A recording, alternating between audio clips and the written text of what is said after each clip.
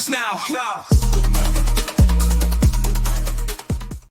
Hey guys, feel like it's been forever since we've had a sweep unplugged, but no, I think we had a snow day here in Texas as the entire Gulf Coast plain was covered in snow. So if you got some, enjoy it because you know how hot it is down here. It won't last very long, but nonetheless, we are back with Sweep Unplugged. So far, 2025 has been great for everybody. We launched Sweep Unplugged in 2024.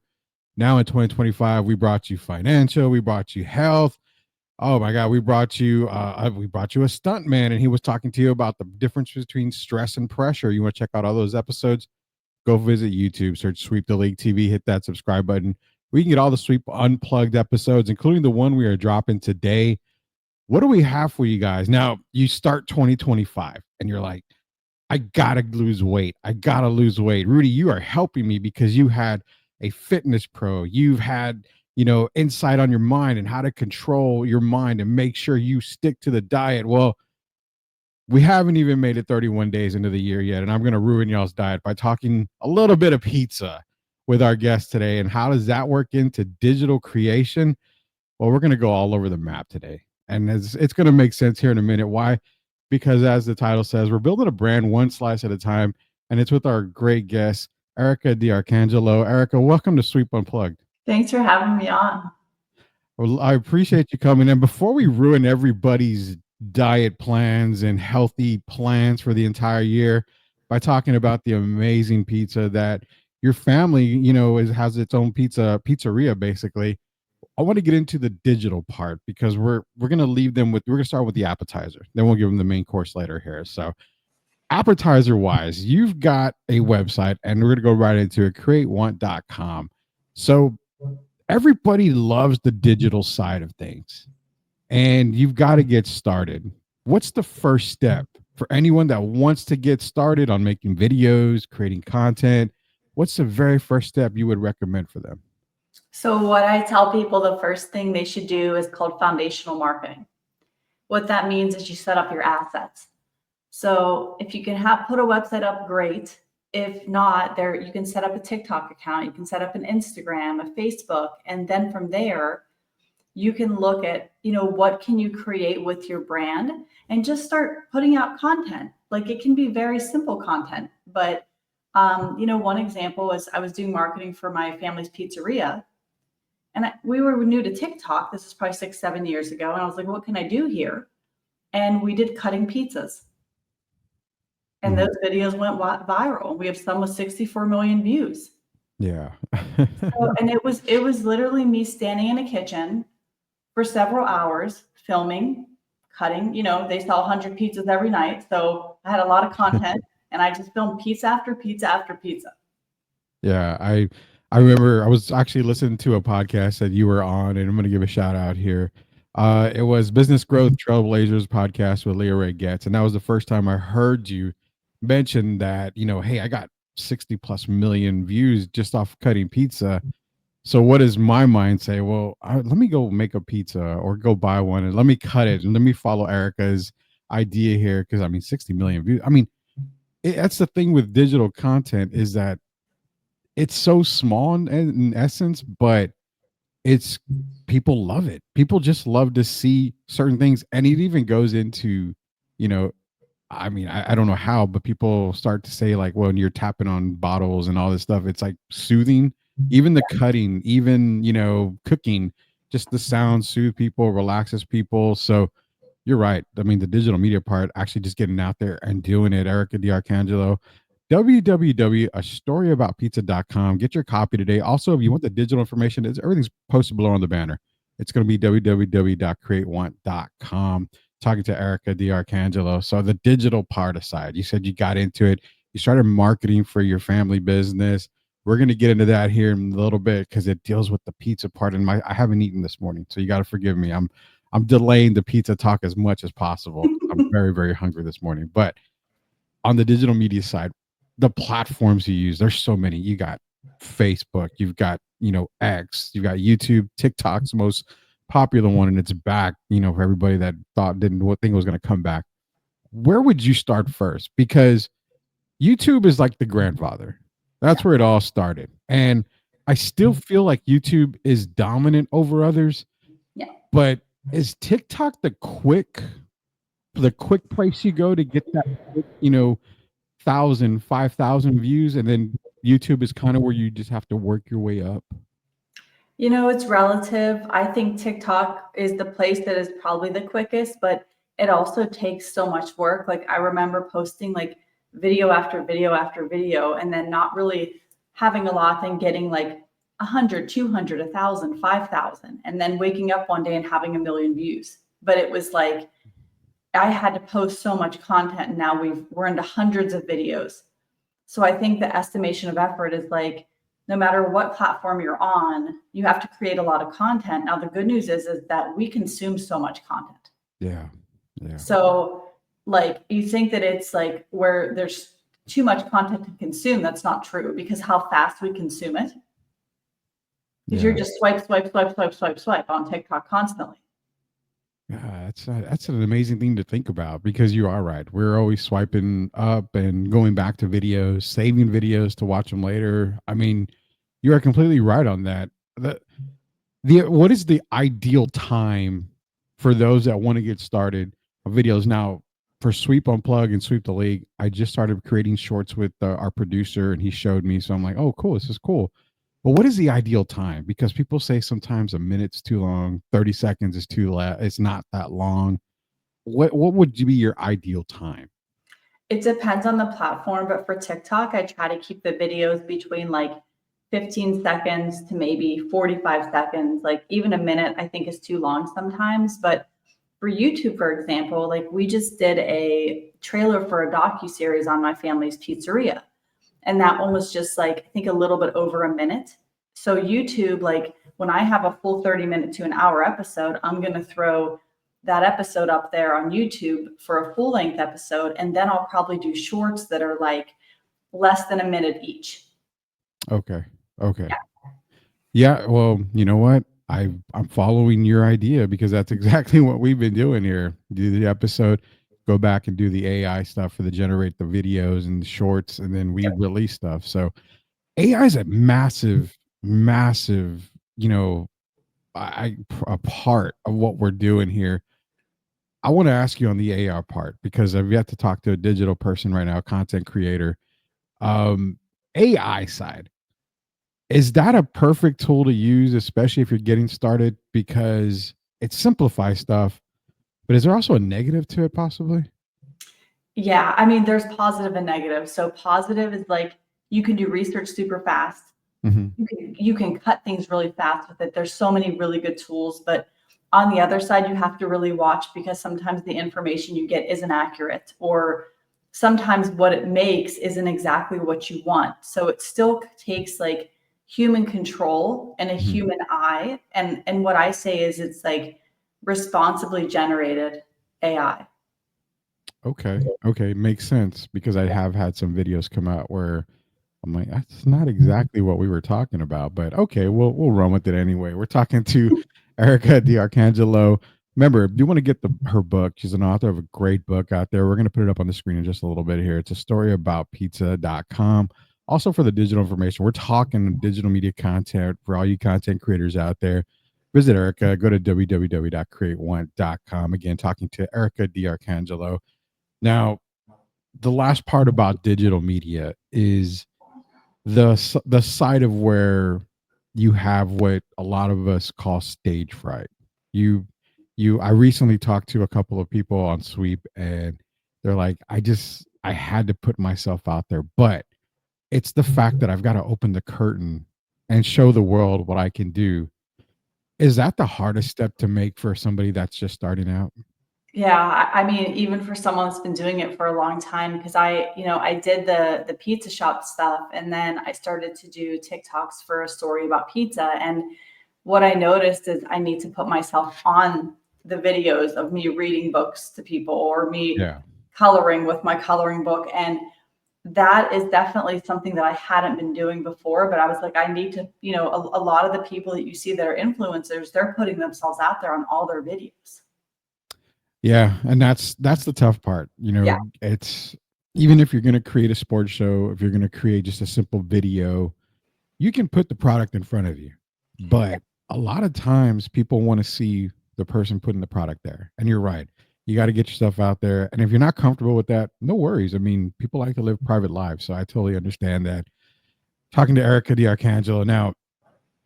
All right, I got to go into the pizza side here. So we're gonna talk pizza now. We got the digital side part. Everybody, go ahead, grab your slice, and let's get into this here because one of the other things that got you going on, everything was the writing of a book called. I'm trying to remember the name of it here because I had I think a story about pizza.com, a story about pizza, which is basically going about your family's pizzeria, and we're gonna throw a name out here, Pietro, who would be your grandfather. Yeah. His story from immigrating from Italy to America. He started working, I think, as a coal miner, and then the pizzeria. So, give us a little bit about info about his journey because that's in the book. I don't want to give everybody the whole book yet. I want them to buy it, but give a little bit of background on your grandfather and that journey that he had. Sure. So, in the early 1900s, like many Italian Americans, my grandfather came over from Abruzzo, Italy with his family, and it was his mom and his dad. He had three brothers besides him, and they came over with literally nothing, like suitcases in hand, hoping for a better life. They went to a little town called Wimber, PA, and there was a coal mine there called Berwyn White Coal Mines. And this is where a lot of immigrants went because they could find work there. And so you had a lot of immigrants who were really mistreated. They were worked really hard. They were out in the elements. I mean, imagine Western Pennsylvania in the winter working in the coal mines.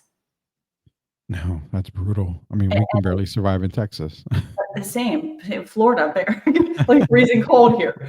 But you have that situation, and then you have an individual who has this dream and has this Italian culture and this heritage, and he wants to make pizza. And he comes out of the mines, and it goes through his journey of like, where does he go from there of trying to achieve this dream after all of this hardship? There you go. That's the beginning part of, Pietro's journey from Italy to America from his granddaughter Erica D'Arcangelo. And the book is called A Story About Pizza. I'm going to shine that on the side here real quick for all of you that want to see, hey, which copy is there? Where am I going? Best place to go is Amazon.com. As you can tell, that's right there. A Story About Pizza. You can order it from Amazon.com. And speaking of the pizza part, let's get into the fun part.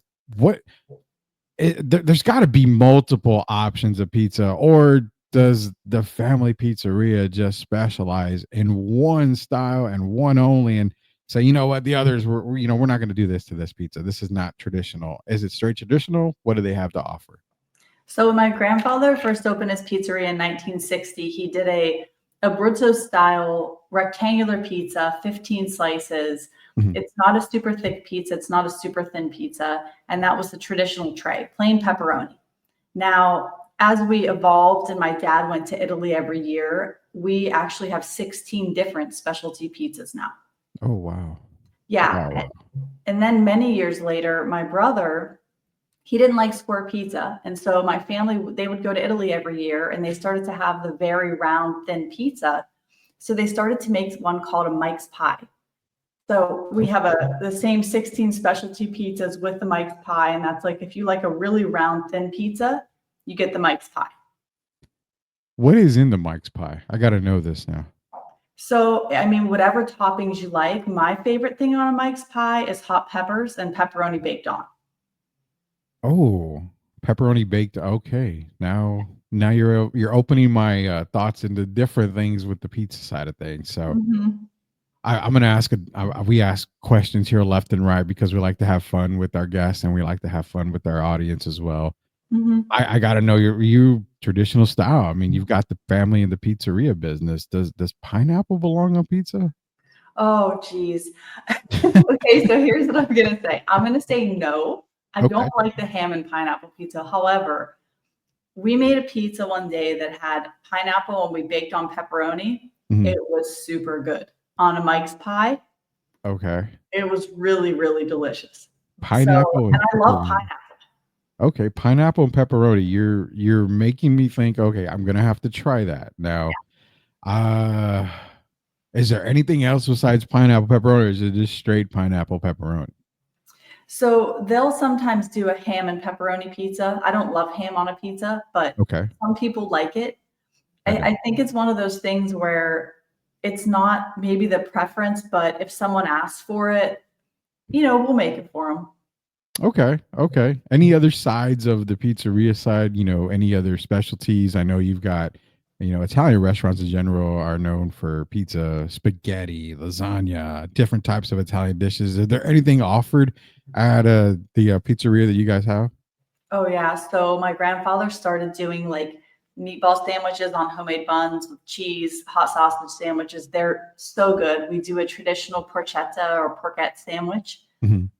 from Italy. We do a panini, and also we do a homemade chicken cutlets. We do a chicken parm sandwich, and we do it's Aunt Rose's homemade meatball appetizer. It's meatballs with cheese and homemade focaccia bread, and that one is like one of my favorites. It's super good. I think it was a mistake talking about food right now, I knowing know. that I haven't eaten. I'm on a strict what is it? No eating type of diet. After 8 p.m. I can't eat till 12 the next day. So I'm like, oh God, this might not have been great. I should have scheduled for the afternoon, probably not in the morning. That would have been perfect for me. Talking to Erica the Archangel. As you can see on the screen, it's a story about pizza. Head over to Amazon, grab a copy today. You don't want to miss it. It's a fantastic story. And also, if you want to go into digital contact with Erica, all you got to do is contact her, createwant.com for that digital media information.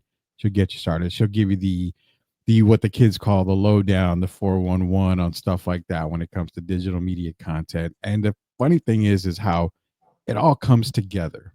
How your digital media creations and your family's pizzeria, basically two different entities combined into one, and it just blew up for you guys. Can you talk a little bit about that? How, what, we need the marketing, because a lot of businesses don't want to market. They really Oh, don't want to market. And they don't understand is like, for people like myself, I'm not, looking to make a buck. I'm looking to help you as much as possible. But they always see the bad side of things. Well, it costs too much. It costs too much. These days, it costs $0 at the end of the day. it's funny, and I have a story with this. So when I started doing the marketing for my family's pizzeria, Mhm. my dad was recovering from heart surgery. My family decided to move to Pennsylvania for the year, and I really felt like my dad needs to get out of the house. So I said, "Hey, why don't you go in? I'll go with you. I'll do your marketing. You can go work at the shop. This will be good for both of us." And my dad was so grumpy. He was like, "I don't believe in marketing." Yeah. I said, "Dad, I said, I'll help you for free. Let's just go spend some time." And it was so interesting because I started doing the marketing, started filming the content, and within the first year, the business doubled. Oh, wow. And he was like, "We've never done this much business." And then in the second year, the business doubled again. Yeah. And then by the time we were at the third or fourth year, we were at four times the business. We had a line out the door. People saw us on TikTok. They came in. We built up the Instagram. We had a really awesome, amazing influencer at Pizza who collabed with us on so many videos because we were a family owned pizzeria. And he literally helped us out so much on Instagram. Yeah. And so it just snowballed. And the thing with marketing, it's so similar to a diet. It is, you have to be consistent over a long period of time to get a result. Yeah. And I think sometimes people think, oh, like if I post 10 videos and I don't get a result, it doesn't work. It's not the way it is. It'd be like if you think, oh, I'm going to lose 10 pounds in 5 days. Yeah. Very It true. really takes time and consistency and discipline to get a result with marketing, and you have to do it over time. Yeah, you're right. It takes a lot of time, and you've got to be consistent with it. And that's a shout to the businesses out there, because where we know, the bigger companies, the corporations, they've got the marketing dollars. Yeah. It's the lower end businesses, the mom and pop businesses that I totally understand. They're scared to spend the money because they don't have that money. But I mean, it's free marketing. It's marketing where we got someone that wants to shoot a video for you. It really is just on those platforms that can launch, a business overnight, 100% of the time. If you got any advice for small businesses out there, what would be that advice for them to get started on the marketing track? Because again, it's a very scary thing for them. Yeah, I can understand that. So I would say the first thing is like their brand and the reason why they're doing what they're doing is unique to anyone else's. So the first thing is to really put yourself there, tell your story, show what's happening in your business, and just consistently keep pushing out content, and you'll start to gain an audience. Okay. That makes a whole lot of sense. I appreciate that for all the businesses out there, the small businesses is like any content creator, you've got to take that first step. And that first step doesn't even mean hiring someone to do it for you.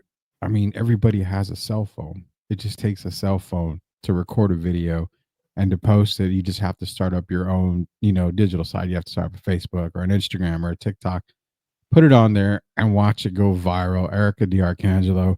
Again, you want to go to for the digital media side, you want to go to createwant.com, contact Erica there. She's going to give you all the great information that she's giving you here on Sweep Unplugged. Also, a story about pizza.com. You can go order the book off of the website. It'll take you Amazon, order the book from there. Great, great copy. You get pizza, you get digital content, you get everything when you're talking to Erica here. Appreciate her for joining us here. And a couple of last things here. The business side of things is at what point when you did the marketing for the pizzeria, that was it an overnight thing, or at what point did y'all say like, okay, we're exploding now? Because that could be another side of the business where they're telling me I can get, in a week or two that I can, not double, but maybe a quarter more, but it's not happening. Does regions have an effect as well? A part of that question, I guess what I'm trying to get to. I like regional better because you can really saturate the area. Like you can tag and hashtag local Mhm. and promote yourself locally. There's also like newspapers, there's all different types of PR that you could do locally, but it does take time. I think, it was the first year and it was consistently doing it for a year. But I'm the type of person that when I start something, I will never stop. So I will still, even now, I'm still posting. Ah, okay. Okay. And yeah, that's the thing. You can't ever stop at all. There's no doubt about that. You cannot ever stop at all when you're doing the digital marketing side. All right. I'm doing something different here. You're my test subject here when it comes to Sweep Unplugged here. So we're gonna do our top 5 at the end of the show here with the Erica D'Arcangelo. Let's hit a little bit of music in the background here. So we got a little rock music playing in the background here. We're talking pizza. I'm gonna sweep away the digital side. We're gonna go straight pizza. I need you to list your top 5 pizzas for everybody out there. So go ahead and list them. Okay, so number one pizza. You want pizzerias or you just want kinds of pizza? If you were going into a pizzeria, your families or anybody's, and they said you can pick 5 pizzas, I want you to give me 5 pizzas. Rank your top pizzas, basically. Okay, number one pizza is the traditional cheese pizza. You have to try that to see what that place has to offer. Number 2 pizza for me is a spicy, like a hot pepper. Okay. I love that kind of pizza. Number 3 is this one that we make at my family's. It's called a tomato pepper. It's just a little bit of Parmesan cheese, hot pepper, sweet pepper, like a tomato sauce. Okay. Okay. Super good. Next one is a seasonal one. So tomatoes from the garden, cheese, and basil. Wow. Okay. That sounds perfect right there. It's Okay. literally delicious. And then my newest one that I love is the vodka pizza, the penne vodka. Yeah. Yeah. There's a pizza place down the street from me that makes it, and it has like peas and mushrooms and cheese, and it has the vodka sauce. Uh-huh. It's delicious. It's so good. Oh my God. All right. Now I'm going to replay this because I need to get all of them. And you mentioned the cheese pizza before we go. It's got to be, if you have a good cheese pizza, chances are you've got great pizza all around. Is that pretty much what it is? Oh yeah, that's how like when my family, when we go somewhere, we go on like pizza tours and we always try the cheese pizza. So that's like the one that you use to judge everything else. That is so true. I know one guy, Barstool, he does a cheese pizza, the one bite thing, and yeah, all he does is get cheese pizza. I guess bonus question for you, thin crust, what kind of crust is your absolute favorite? So my favorite is Diarc's pizza, which is like it's closer to a thin crust than a thick crust pizza. Yeah. So I think I'd have to say thin. I've been on the cauliflower crust kick Oh because help yeah. me out. That is I think I've introduced more people to cauliflower crust. Do y'all offer cauliflower crust at all? We have a gluten-free crust, Okay. but not a cauliflower. But I've had the cauliflower crust and I actually really like it.